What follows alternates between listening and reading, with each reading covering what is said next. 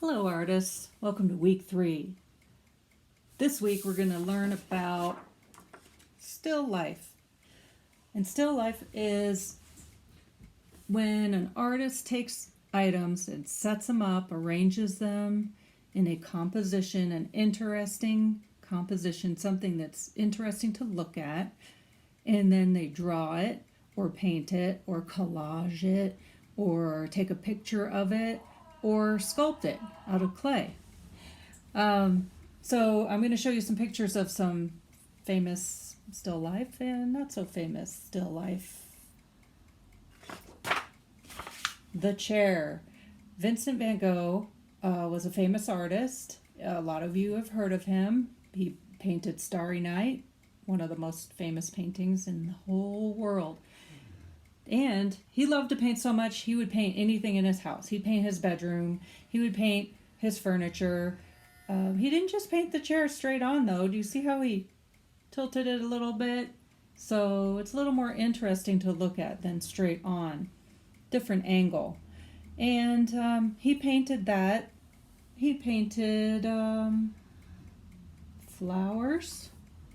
He loved sunflowers. And he painted them in a flower pot on a table. Looks like a table anyway, just because he drew this little line there and then colored the background blue and then the tabletop that goldish color. He would paint other things around, like his clothes. I mean, his hat, and you see how he arranged other items around his hat? So his hat's the main subject in here, and then he has some other things behind that just make it look interesting instead of just a hat. And look how dark that background is, so it really makes all those items stand out. You might, this is not a Vincent van Gogh, but you might arrange things and then just take a picture of what you've arranged because it's interesting. Take a photograph on your phone, on your camera, and then you can try and draw it. So you're going to take a picture, then you can try and draw it. But this is good just the way it is. It's a very nice composition. They use the petals and laid them down with some marbles to make it very interesting to look at. Even the lighting is interesting. See how it gets darker around the edges? And that's a tiny drawing of chairs. You might just draw something that's in your room or in somebody else's room that you find interesting. And look at those neat colors. And the shadows. Think about shadows too. Where's the light hitting? Where are the shadows? If you are in kindergarten or first grade, I want you to think about doing one item.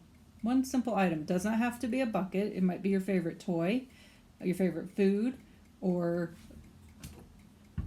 even a banana. Okay? So it could be simple like that. But if you're in second grade, I want you to have 2 items. If you're in third grade, 3 items. Fourth grade, fifth grade, at least 5 items, okay? You might use just pencil. You might use crayons. You might use paint. And one thing I suggest is drawing it out with pencil first. You can shade it in and be done with it in a pencil drawing. But always draw lightly first. So draw something really light, and then if you make a mess or make a mistake, you can erase it and nobody knows. It's your secret. So it's always good to draw light until you get it right. Then you go back in and darken up those lines and shade in some things. But always start off lightly. It's easier to fix and hide your mistakes that way. And all artists make mistakes. Here's something that has how many items? Like 1, 2, 3, 4, 5, 6, 7, 8, 9, 10, 11, 12 items. That's a lot.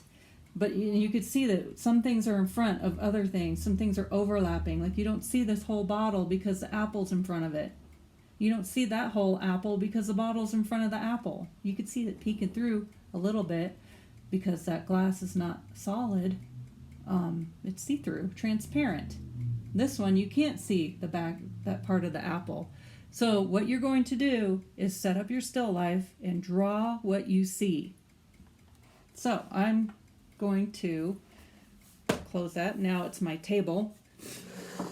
So what I'm going to do is arrange my items. And I went around and just chose some things that had to do with clay, because I love clay. And I'm just going to put some things down to make it in a nice arrangement.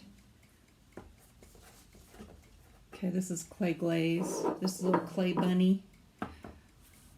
Okay, so then take a picture and then look at it and draw it. So you're going to study it. You're not going to put it on the paper, you know, and try to draw it like this. You're not tracing. You're going to look at it and draw it the way you see it. So if something's not, you can't see it, don't draw it. You can see this whole thing right here, but you can't see this whole thing right here. Just draw what you see. And when you're done, take a picture, post it on your Dojo portfolio, or message it to me on Dojo. That's been working pretty well too. I love seeing your art. I love seeing what you're working on, even if it's not my assignments, that's okay. Now this, when you start drawing, you might start a little bit today, or you might just arrange it today and then start drawing it tomorrow. And you don't have to do it all in one setting. So you could work on it all week and take your time with it. And maybe even start over if it didn't work out the first time, if you can't erase, but always try to erase and fix it. And you can use any materials you have. You can even cut out shapes and collage a still life, okay? But cutting out a still life from a magazine isn't gonna cut it. So you gotta cut out different things, make it very interesting to look at. Adults, grown-ups, parents, you could do this too. Teachers, you could do this too. I love seeing all the work. Here is what I did with that one. So took a picture of it, drew it, pencil only. I did some shading, and you can do shading too. So pencil is okay. I'm not quite done with it, but I've been working on it, and it takes time. You come back to it, leave it, come back to it, look at it from far away, have somebody hold it up away from you, and you get a different view of what your art looks like, because when you're always in it like this close, you can't always see everything. So you back up a little bit, take a look, take your time.